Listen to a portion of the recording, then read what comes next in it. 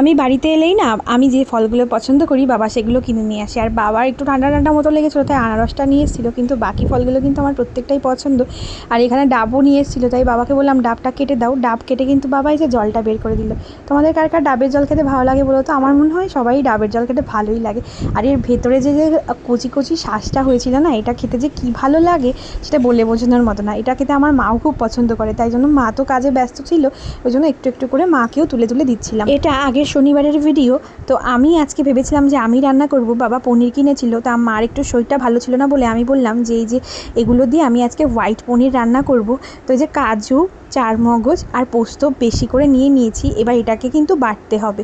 তো দেখো এবার কিন্তু মা বলছে যে তুই দেখ আমি তোকে বেটে দিই তাড়াতাড়ি করে। মা কিন্তু আমাকে আর মিক্সিতে বাটতে দিল না, বললো আমি শিলনোড়াতে তাড়াতাড়ি করে বেটে দিচ্ছি। তো মা কিন্তু বেটে দিচ্ছে। আর এই শিলনোড়ার বাটার মশলার স্বাদ হয় একদম অন্যরকম। হ্যাঁ, এটা বলতে ভুলে গেছি, এই বাটার শেষে কিন্তু কাঁচা লঙ্কাও বেশ পরিমাণ দিয়ে বেটে দিয়েছিল, কারণ এটা কাঁচা লঙ্কা দিয়েই করব, তাহলে কিন্তু এটা হোয়াইট টাইপের কালার আসবে।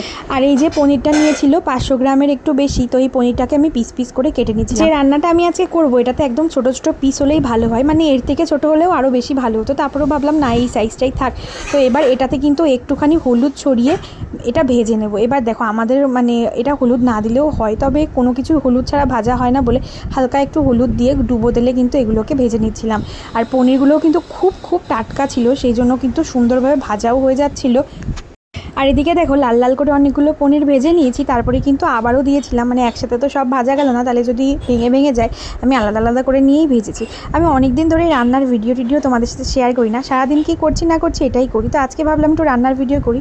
এবার ওই পনিরের ভাজা তেলে কিন্তু আমি গোটা গরম মশলা দিয়েছি ফোড়নে, আর তারপরেই কিন্তু আমি ওই যে বেটে রাখা মশলাটা মানে পোস্ত, চালমগজ, কাজু বাদাম আর কাঁচা লঙ্কা বাটাটা কিন্তু এর মধ্যে দিয়ে মশলাটাকে ভালো করে কষিয়ে নেব।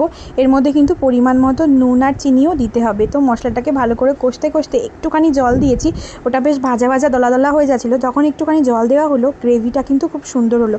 এটা কিন্তু এই যে তারপরে আমি একটু ঝোল করার জন্য একটু জল দিয়েছি, তবে বিশ্বাস করো এটাতে আরও একটু গ্রেভি বেশি মানে ঘন হলে ভালো হয়, একটু জলটা কম দিলে। তবে আমাদের বাড়ি তো লোক সংখ্যা বেশি, তো সেই জন্য একদম ঘন হলে কেউ খেতে পারবে না। আমার বাবা বা ও খুব পরিমাণ ঝোল খেতে পছন্দ করে, তো সেই জন্য একটু পাতলা ঝোল করতেই হবে।